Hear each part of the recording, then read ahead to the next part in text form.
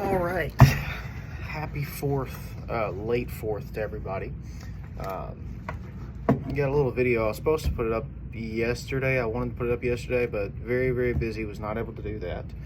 And I think that this week's video will be a rifle breakdown. I've not done one yet, and I've made some pretty big changes to the gun since I had it originally. But yeah, this is like my 90% finished rifle, basically. Of course, last thing to get really it's about all I can think of, and then a little bit different brace probably eventually at some point. Maybe even SBR it. Don't know, probably not SBR it, because I want to have it as a pistol to carry anywhere with me that I can. But yeah, so this is the build. BCM rifle. It's a Mark 1 upper with a Mark 2 lower, so it has the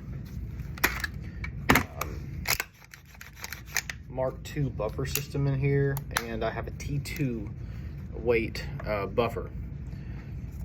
It seems to do well with the shorter guns, 12.5s, 11.5s, 10.5s, things like that. 12.5, like I said, 12.5 barrel with the A2 birdcage. I've kind of gone back and forth for a while on whether I wanted a 14.5 or a 12.5.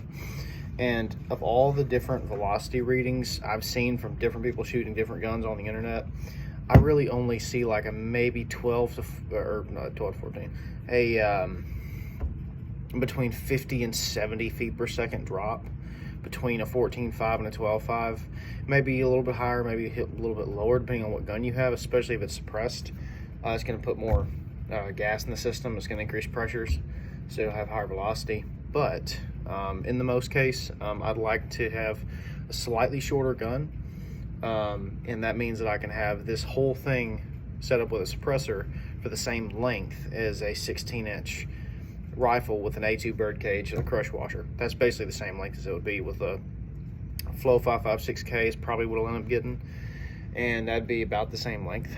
So I guess I'll start off with what everybody talks about, tip to butt.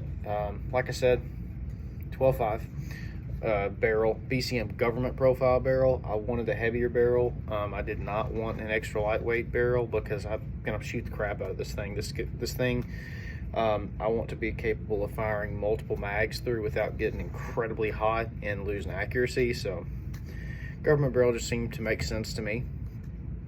This is a ProTac 2.0 with a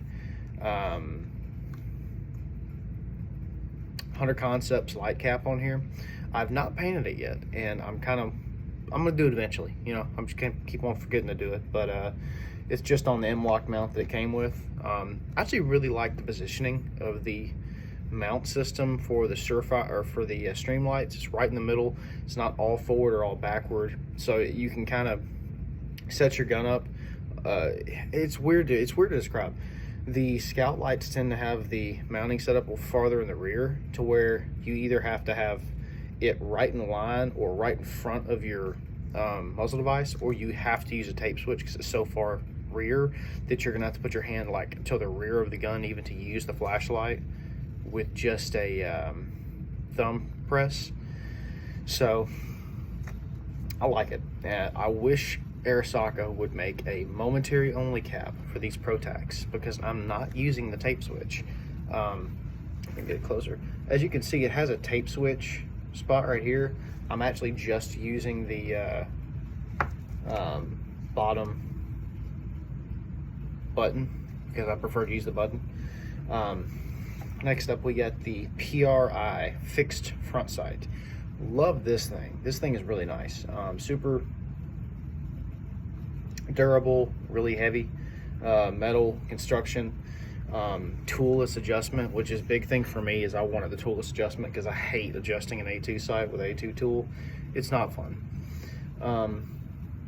This will probably get painted eventually, just like everything else.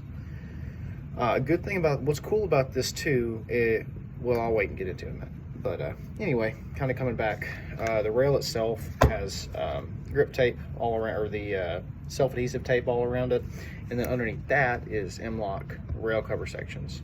These rail cover sections help very well with heat dissipation, because this rail does get pretty hot. It's their lightweight rail. It gets hot.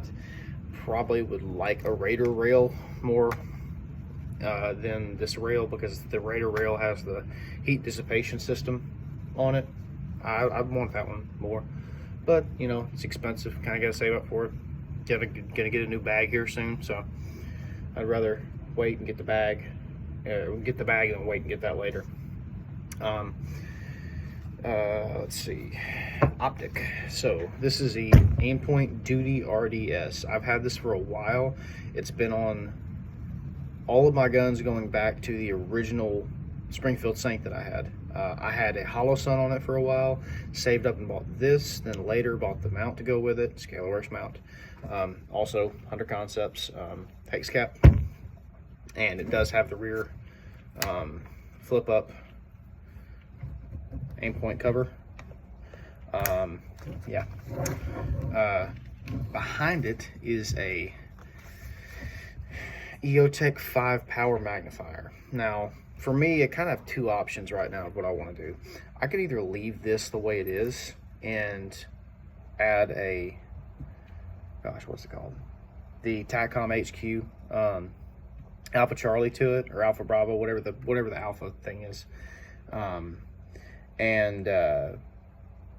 flip it up, and then I have a 490 max point blank range. So that'd be cool, but this is really, for me, a 400 meter gun. Like this, I mean, even a 14.5, really, if you're looking at effective ballistics, it's a 300 to 400 meter gun. You're going to be pushing it at 5, and unless you have a really crystal clear, or a clear enough optic system, like an ACOG or something like that, and you actually have Stadia holds, 500 and 600 can be kind of hard unless you're running an Alpha Taric. So probably just gonna stick with, I'm probably gonna end up running a different dot eventually, probably the 4XT Pro from SIG, because it has an EOTech reticle, and I went on to the US version of Strelic Pro, Airgun Pro, or whatever it is now, and with the bottom part of the EOTech reticle, I can put the very bottom of it on about like neck height on the target and be able to hit out to about 400, which is decent. I'm fine with that. And if I ever do want to add an ARD on here, or not an ARD, Alpha Taric, I can add that. Now I have a 500 meter gun easily. Like I said, you know, look at this. Take this off real quick so y'all can see it. Troy folding rear sight. I have the folding version, or the folding rear, because it does not fit well. It wouldn't fit a fixed rear because of the EOTech magnifier. So yeah, recently upgraded to a Radian charging handle. It's been nice. I actually really like it. I didn't think about how much of a, it's not really a necessity. It's more of a, it's just a little upgrade that kind of helps with ease of use. It's an ease of use upgrade. It's not something that's necessary. I ran a mil spec charging handle for the whole time I had the gun. So not really something I cared about that much, but got the T-Rex Arms sling M81 with a BCM cup, QD cup, and just has the QD end plate from BCM that came with it. And then back of it, a Magpul brace. So yeah, kind of the full build out. What I was really going for with this, because I mean, it's important. It's kind of like T-Rex Arms. I said before, really everybody on the internet that has anything good to say about gun stuff and knows what they're talking about, even guys on Instagram like Bruiser Joe, you build your gun for the purpose, right? So what's your 90%? 90% of what I'm going to do is going to be anything between spitting distance and like 300 or 400 meters.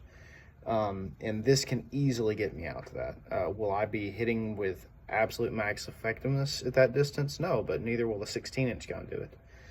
5.56, unless you were shooting like a black tip saber round from AAC or a Sierra Match King, that has a hollow point boat tail on it, you're not going to get effectiveness the same that you would from, you know, a 20-inch gun out to those distances, just because it's not designed. It's designed for velocity.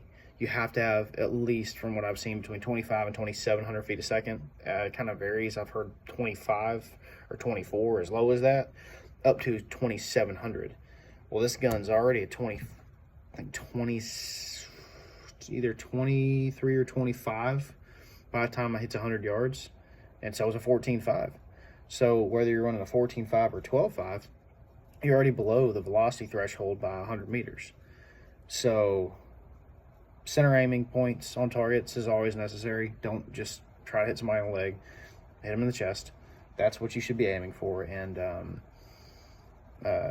yeah, really good build, a really cool build. The only thing that I do not like about this gun, the only gripe I have with it, the new BCM trigger is a little weird. The Mark II trigger in here, the PNT coating, it's not my favorite. I actually liked the Springfield Saint trigger I had in the original one. It actually has, it feels like, it feels like it has just a slightly longer reset than what the Springfield Saint trigger did. Yeah, it's a little weird reset. It's a really weird reset. I don't like it. I probably will, when I get the money for it, eventually throw a Geisley or a LaRue into this. But yeah, so that is the setup, the 12.5. And yeah,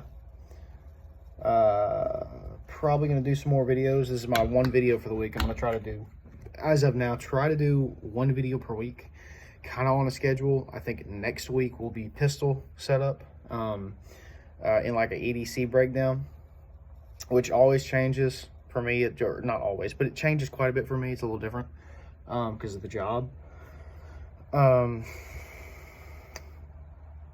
Probably do a bag breakdown after that, you know, like what I'd carry either going camping or having like a, you know, a Minuteman bag, because I think that is important, and I'm kind of trying to scale down everything that I have, so it's not incredibly huge, but it can also do like we're talking about the rifle. Think about your bag. Your bag should be your 90%. You should think about what 90% will get you there. So yeah, I think that's about it for today. Appreciate everybody who watches the video. Probably see you either Friday or Saturday next week. And yeah, y'all have a great weekend. God bless.